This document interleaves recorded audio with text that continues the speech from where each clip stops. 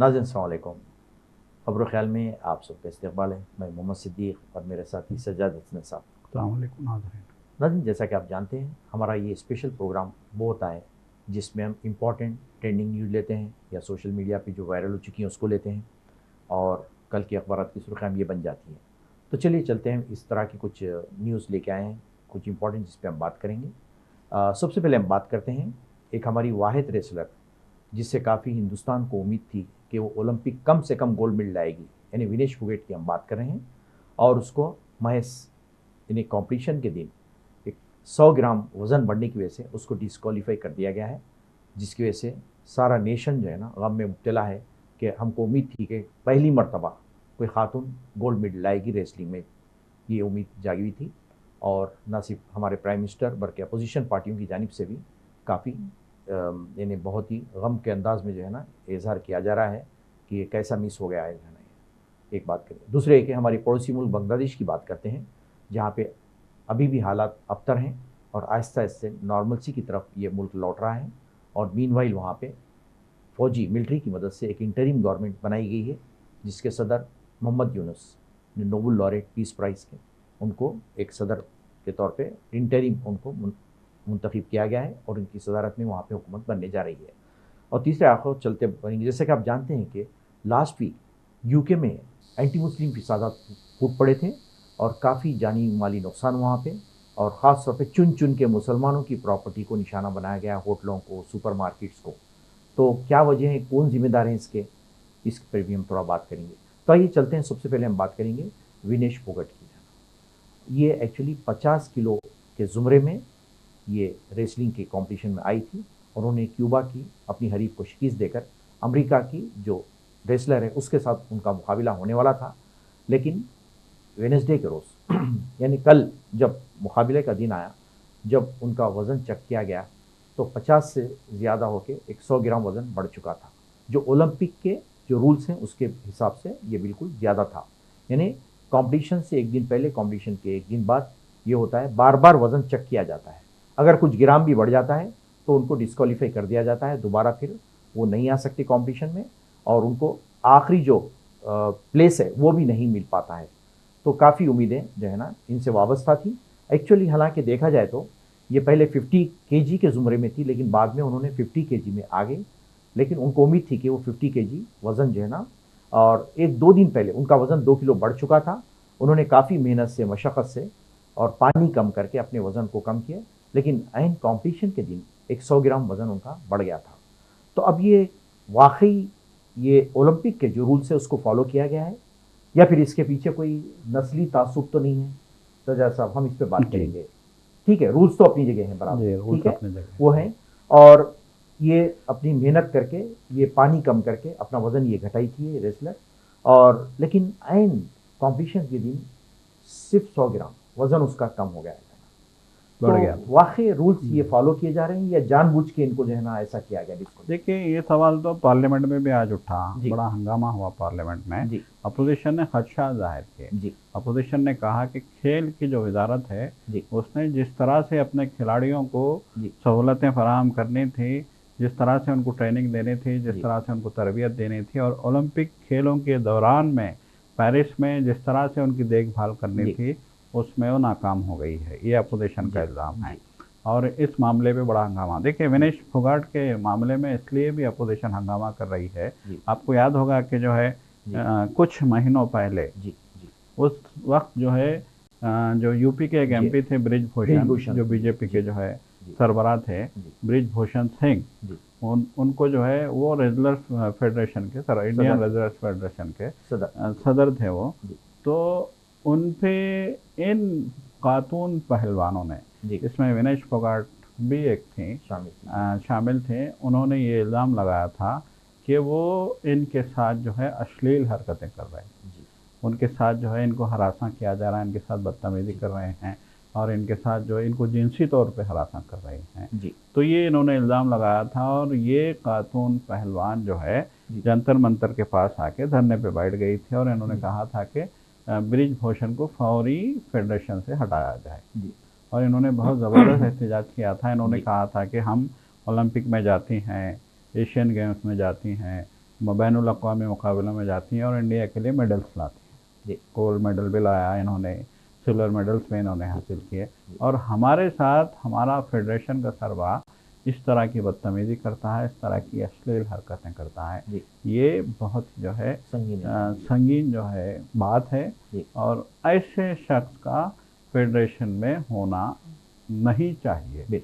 तो ये एहतजाज आपको याद होगा कि कई महीनों तक चला, बड़ा हंगामा हुआ। पुलिस ने पहले तो शिकायत दर्ज करने से इनकार कर दिया, बहुत हंगामे हुए। फिर उसी ज़माने में जो है नई पार्लियामेंट का इफ्तिताह अमल में आया था इमारत। ये लोग मेडल्स भी वापस कर दिए थे। इन्होंने मेडल्स, यहाँ तक इन्होंने कहा था कि हम अपने मेडल जो है गंगा में बहा देंगे, यहाँ तक कहा था। बहुत मीडिया में खबरें आई, हंगामा हुआ। बहरहाल जैसे तैसे मामला दबा, ब्रिजभूषण को हटा दिया गया था, रेसलर्स फेडरेशन से हटा दिया गया। बहरहाल जैसे तैसे मामला दब गया था। लेकिन विनेश फोगाट और इनके साथियों के इस एहतजाज की वजह से बीजेपी गवर्नमेंट बड़ी बदनाम हुई थी, मोदी सरकार बहुत बदनाम हुई थी। और इस बात के खदशात भी पैदा हो गए थे कि मोदी सरकार की मकबूलियत घटने लगी है और उनको जो है उनकी हुकूमत गिर भी सकती है, इस तरह की सिचुएशन आ गई थी। बहरहाल ये एक जो है एक मामला था। उस मामले के बाद पेरिस ओलंपिक्स का जो है मामला शुरू हुआ और जो है यहाँ से एथलीट भी, खिलाड़ी भी, शूटर्स भी और भी जो है मुख्तलिफ खेलों से ताल्लुक़ रखने वाले जो है यहाँ से हिंदुस्तानी खिलाड़ी पेरिस पहुँच गए। तो अब यहाँ देखिए, अभी तक मुकाबले शुरू होने के बाद से लेके आज तक की अगर हम जो है पेरिस ओलंपिक्स की तारीख देखें तो अभी तक हिंदुस्तान में किसी ने गोल्ड मेडल हासिल नहीं किया। यकीनन भाकर को जो है मेडल मिला है, 2 डबल मेडल मिला है, एक खातून शूटर को, और भी 2-3 लोगों ने जो है मेडल्स हासिल किए हैं। लेकिन गोल्ड मेडल हासिल करने में अभी तक हमारा मुल्क नाकाम रहा है। जबकि माजी में इससे पहले जो मुकाबले हुए थे, 4 साल पहले जो ओलंपिक्स के मुकाबले हुए थे, उन मुकाबलों में हिंदुस्तान ने बेहतरीन मुजाहरा किया था। गालिबन इससे पहले रशिया में मुकाबले हुए थे, तो इन्होंने बेहतरीन मुजाहरा किया था और हिंदुस्तान ने बहुत सारे मेडल्स जो है अपने नाम किए थे। लेकिन अब के हिंदुस्तान का मुजाहरा अभी तक की जो है जो पेशरफ्त है उसमें मायूस कुन रहा है। किसी ना किसी तरीके से हमारे जो है जो एथलीट्स हैं, हमारे जो खिलाड़ी हैं, वो जो है मतलब एक नाकाम होते रहे हैं। तो बहरहाल इन नाकामियों के बीच अचानक विनेश फोगाट जो है उभर के सामने आए थे और उन्होंने जो परफॉर्मेंस दिया था फाइनल क्वालिफिकेशन के लिए, वो बहुत शानदार इनका परफॉर्मेंस था। इन्होंने जो है अपनी पहलवानी में बड़ी ज़बरदस्त महारत हासिल की थी और इन्होंने मुख्तलिफ मुल्कों के पहलवानों को जो है पछाड़ के इन्होंने फाइनल की तक की जो है जगह अपनी बना ली थी, रसाई हासिल कर ली थी। और गुज़िश्ता रोज़ एक दिन पहले की अगर हम बात करें तो जश्न का माहौल था इंडिया में कि खातून पहलवान गोल्ड मेडल ओलंपिक्स में लेके आ रही। मतलब एक इतना यकीन हो गया था ये जब फाइनल की तरफ आ रही थी तो इतना यकीन हो गया था कि खातून पहलवान गोल्ड मेडल लेके विनेश फोगाट जो है इंडिया को जो है एजाज़ बख्श सकती हैं, ये जो है माहौल बन गया था। लेकिन अचानक सुबह जब मुकाबले से पहले इनका जांच की गई, जैसे कि ओलंपिक्स में कहा जाता है कि जांच बहुत सख्त होती है, बहुत सख्त जांच की जाती है। हर तरीके से जो है मुकाबला करने वाले खिलाड़ी को जो है देखा जाता है, कहीं वो जो है ड्रग्स तो नहीं ले रहा है, कहीं वो कुछ और तो नहीं कर रहा है, कहीं उसका। अब जैसे कि इनका मुकाबला था 50 केजी के जो है खिलाड़ियों के बीच ये मुकाबला था, रेसलर्स के बीच। तो अब इनके वज़न की भी जांच की गई। 15-15 मिनट के वक्फे से 3 बार इनके वज़न की जांच की गई, जो कि ओलंपिक का रूल है। रूल के मुताबिक 15-15 मिनट के वक्फे से, आधे घंटे के वक्फे से इनकी जांच की गई इनके वज़न की। और हैरत अंगेज़ तौर पे जो है 100 ग्राम वज़न इनका 50 किलो से 100 ग्राम ज़्यादा वज़न पाया गया। और फिर इनको ओलंपिक्स ने, पेरिस ओलंपिक की कमेटी ने मुकाबलों के लिए नाअहल करार दे दिया अचानक। अब एक पहलवान अपनी जो है गोल्ड मेडल के लिए रिंग में जाने से पहले अचानक उससे कहा जाता है कि आप मुकाबले के लिए अहल नहीं हैं, तो यकीनन ये सदमे वाली बात है, ना सिर्फ उस पहलवान के लिए बल्कि पूरे मुल्क के लिए ये सदमे वाली बात है। कहा जा रहा है कि विनेश फोगाट को जब ये जो है फैसला सुनाया गया तो सदमे से बेहोश हो गई, क्योंकि जैसा कि अभी आपने कहा कि वो सख्त मेहनत कर रही थी, सख्त मेहनत मुकाबले के लिए भी और अपने आप को फिट रखने के लिए भी और अपने आप को 50 केजी के अंदर रखने के लिए भी वो सख्त मेहनत कर रही थी। उन्होंने अपना खून तक जो है निकाला है। कहा जा रहा है कि अपना वेट कम करने के लिए उन्होंने अपना खून तक निकाला है, अपने नाखून तक उन्होंने जो है काटे थे, क्योंकि एक एक ग्राम का मसला है वहाँ पे, 1-1 ग्राम का मसला है। अपने नाखून तक उन्होंने काट लिए थे, अपना खून तक जो है उन्होंने निकाल लिया था। वो पानी कम पी रही थी, वो बहुत डिहाइड्रेटेड होगी बिल्कुल जो है। सब कुछ जो है करने के बावजूद जब उनको नाअहल करार दिया जाता है तो यकीनन मायूसी होती है और उस मायूसी का असर जो है मुल्क में देखा गया है। पार्लियामेंट में हंगामा हुआ है। अपोजिशन तो साफ तौर पे कह रही है कि इनको जानबूझ के डिस्क्वालीफाई करने के लिए गेम खेला गया है। ये अपोजिशन का इल्ज़ाम है पार्लियामेंट में। इंडिया ब्लॉक ने तो बाज़ाब्ता एहतजाज किया पार्लियामेंट के बाहर, अहाते में पार्लियामेंट के बाज़ाब्ता एहतजाज किया। और मनसुख मांडविया जो खेलों के वजीर थे, उन्हें पार्लियामेंट में बयान देना पड़ा, वजाहत बयान, कि हमने कोई कसर बाकी नहीं रखी, हमने पूरी देखभाल की, हमने उन पे 70 लाख रुपए से ज़्यादा जो है रकम खर्च की है वहाँ ओलंपिक्स में इनको जो है इनकी देखभाल के लिए, उनकी जो है ट्रेनिंग के लिए। बहरहाल यकीनन ये एक सदमे की बात है, ये बदकिस्मती है विनेश फोगाट की कि वो फाइनल में पहुँचते पहुँचते, देखिए आदमी रिंग में जाता है, हारता है तो उसे सदमा नहीं होता लेकिन रिंग में जाने से पहले उसको अगर नाअहल करार दिया जाए, वो भी छोटी सी बात के लिए, 100 ग्राम 100 ग्राम बिल्कुल 100 ग्राम के लिए, एक छोटे से वजन के लिए उनको नाअहल करार दिया जाए तो उनको बहुत अफसोस, मतलब है कि उनको बहुत सदमा होता है। यही सदमा जो है देखने में आया है। बहरहाल जो है हमारी जो है नेक ख्वाहिशात हैं विनेश फोगाट के साथ भी, और जो है हुकूमत से भी तवक्को है। हुकूमत ने कहा है, मनसुख मांडविया जो है कह रहे थे पार्लियामेंट में कि हमने अपनी ओलंपिक कमेटी की जो सरबराह हैं पीटी उषा, उनसे बात की है, वज़ीर आज़म ने खुद बात की है और उनको वहाँ पे ओलंपिक कमेटी से नुमाइंदगी करने के लिए कहा गया है। बहरहाल देखिए आगे क्या होता है, ये तो आने वाला वक्त बताएगा। साहब, थोड़ी बहुत जिम्मेदारी कोच पर भी आयद होती है या नहीं? बिल्कुल, कोच पे भी जिम्मेदारी आयद होती है, बल्कि थोड़ी बहुत नहीं बल्कि पूरी जिम्मेदारी कोच पे आयद होती है। अब ये अपोजिशन का ये कहना है कि कहीं विनेश फोगाट को नाअहल करार देने के लिए कहीं कोई साजिश तो नहीं रची गई है। बिल्कुल, अपोजिशन का यही सवाल है। अपोजिशन का कहना है कि वो पूरी तरीके से फिट थे। 2-3 दिन पहले तक तो उनका जो वजन हो रहा था वो 50 किलो से कम था। बिल्कुल। फिर वो आयन टाइम पे उनका वजन अचानक कैसे बढ़ गया? बिल्कुल 100 ग्राम ऐसे कैसे बढ़ गया? कर क्या रहा था? कोच का काम था कि वो बिल्कुल निगरानी रखते उसको। एक पल, एक घंटे में वजन चेक करना कोच की जिम्मेदारी थी। एक घंटे में, हर घंटे वजन चेक करना था कोच की जिम्मेदारी थी कि उनको जब वो फाइनल टेस्ट के लिए जब वो जाते हैं चेकअप के लिए, तो उससे पहले कोच को ये यकीनी बनाना था कि इनका वजन 50 किलो के अंदर है।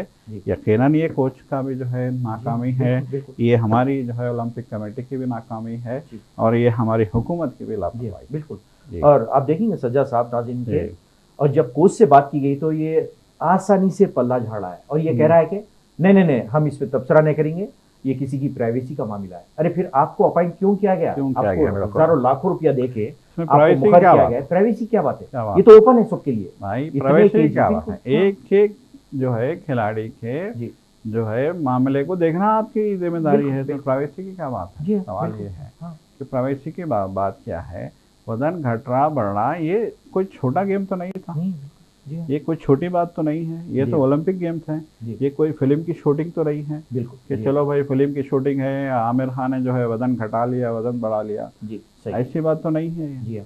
ये ओलंपिक गेम्स का मामला है, ये ज़िंदगी और जो है मौत का सवाल होता है खिलाड़ियों के लिए।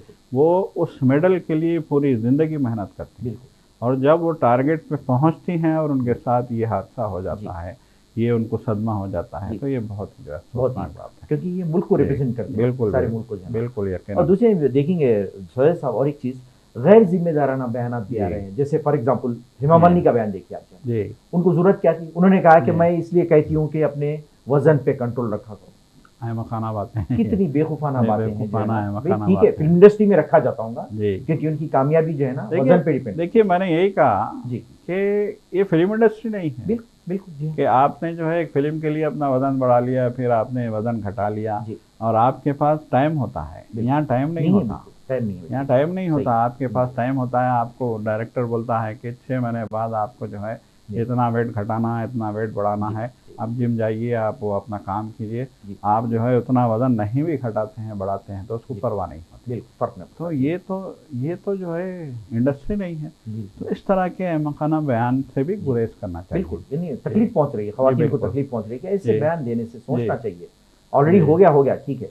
और फिर ओलंपिक अपने रूल्स तो चेंज नहीं कर सकती एक खातून रेसलर के लिए, उनके रूल्स अपनी जगह पहले से रूल्स है ना, अभी तो नए रूल्स तो बनाए भी नहीं है। ठीक है, आप रिप्रेजेंटेशन दीजिए, अपील कीजिए, कभी थोड़ा कंसीडर करना था, आप करना था, ठीक है, वो करेंगे, लेकिन रूल्स तो सबके लिए इक्वल है ना। बिल्कुल सबके लिए एक है और वादे हैं रूल्स, वादे से क्लियर लिखे रूल्स, क्लियर रूल्स हैं और हर कोच इन रूल्स को पूरी तरीके से जानता है, हर एथलीट इन रूल्स को पूरी तरीके से जानता है।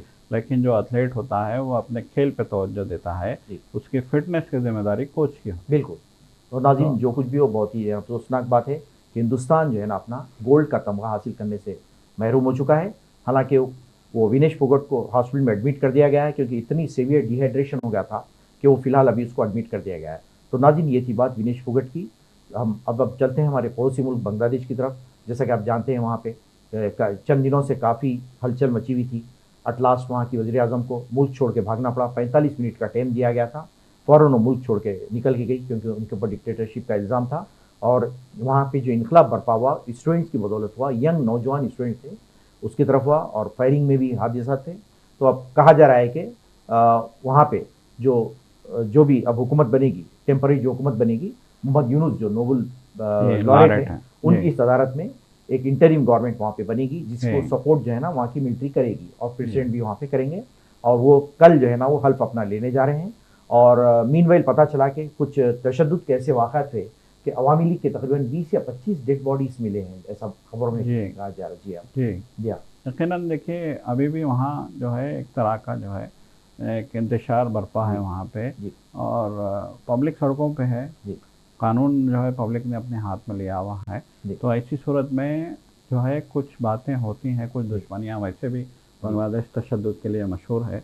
तो बहरहाल जो है वहाँ पे खूनरेज़ी हुई है, एक जानिब जो है मुजाहिरीन की लाशें गिरी हैं फायरिंग में या कहिए या किसी भी जो है मामले में मुजाहिरीन की अमवात हुई हैं। दूसरी जानिब ये भी जो है अब खबरें आ रही हैं कि जो है जो हुकूमती जो है लीडर थे उनको निशाना बनाया जा रहा है। बेगम शेख हसीना तो जो है राह फरार होकर इंडिया आ गई हैं। अभी एक नई खबर ये आई है कि वहाँ की जो अबूरी हुकूमत है जो मोहम्मद यूनुस की जो है निगरानी में जो बनी है, उन्होंने इंडिया से अपील की है, वज़ीर आज़म मोदी से अपील की है कि शेख हसीना को जो है बांग्लादेश के हवाला किया जाए ताकि वो उन पर मुकदमा चला सकें। तो यकीनन जो है अभी भी हालात वहाँ के संगीन हैं।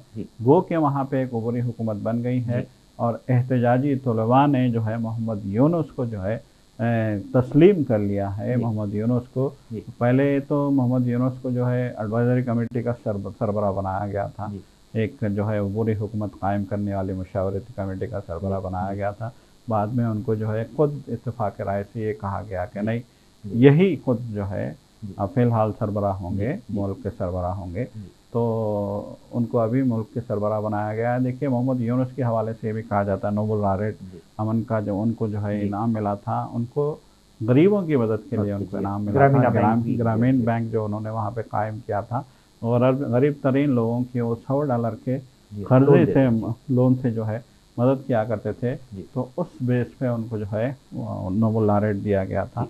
गरीबों के मसीहा के नाम से भी वो जाने जाते हैं वहाँ पे।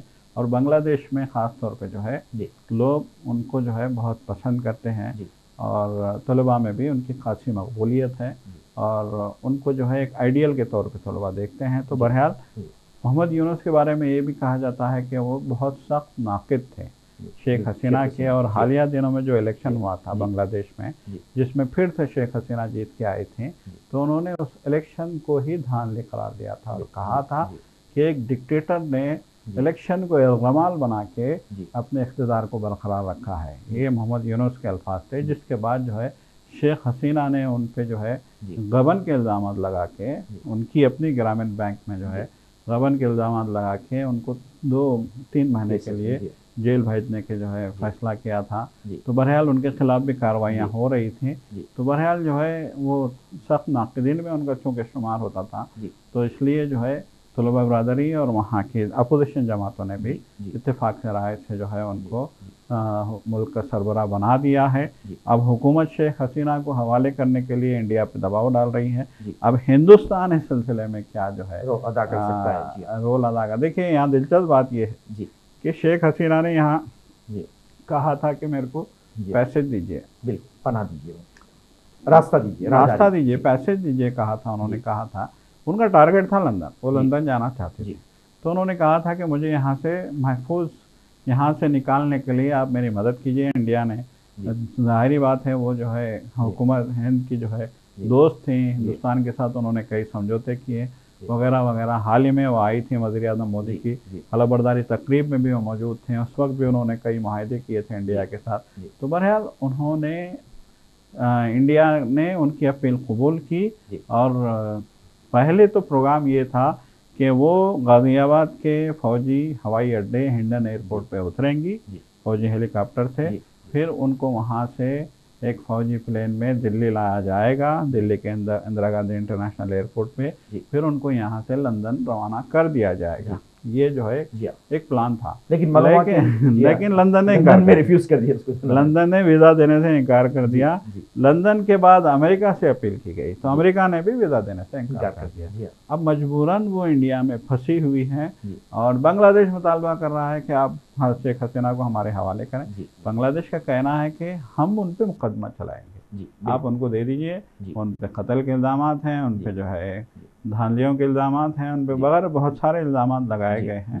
तो उनका ये कहना है कि शेख हसीना को मुकदमा चलाने के लिए बांग्लादेश के हवाले किया जाए। बिल्कुल सही है, बिल्कुल जो है ना कि जैसा कि नाज़रीन आप जानते हैं, जहाँ भी जब कोई रेवोल्यूशन आता है तो काउंटर रेवोल्यूशन भी वहाँ पे आता है, और ये रद्द-ए-अमल है और ये होता है, ये नेचुरल है। मीनवाइल फिर वो जो साबिक़ वज़ीर-ए-आज़म है खालिदा ज़िया, उनको रिहा कर दिया गया है क्योंकि उनको भी गिरफ्तार करके रखा है, 17 साल की सज़ा थी। तो नाज़रीन हम चलते आखिर में जो है ना और एक बात करते हैं, जैसे कि आप जानते हैं यानी पिछले लास्ट वीक में इंग्लैंड में बड़े पैमाने पे फिसादात देखने में आए और ख़ास तौर पे मुस्लिम प्रॉपर्टीज़ को, होटलों को, सुपर स्टोर्स को जो है ना लूटा गया, मस्जिदों पे हमले किए गए। और बात एक छोटी सी थी, नहीं कोई मसला बड़ा नहीं था कि एक वहाँ का एक सिटी है, साउथ पोर्ट इसका नाम है। तो वहाँ पर एक डांस क्लास में एक नौजवान लड़का आके चाकू से तकरीबन 3 लड़कियों पे जो है ना हमला करता है और वो कत्ल हो जाती हैं। तो फ़ौरन से वहाँ पे न्यूज़ फैल जाती है पूरी इंटरनेट के ज़रिए से। जो फार राइट विंग है, यानी जो इंतहा पसंद लोग हैं वहाँ पे, जो नस्ली चीज़ों में यकीन रखते हैं, फ़ौरन से वो लोग न्यूज़ ये फैला देते हैं कि ये कार्रवाई मुसलमानों की अंजाम दी गई है, इस्लामी इंतहा पसंद की जो है ना क्या। हालांकि वो जो लड़का गिरफ्तार हुआ है 17 साल का, वहीं का नेशनल है, उसका नाम भी बाज़ाब्ता दिया गया है, उसका नाम है एक्सेल रड्रुबाना, 17 साल का।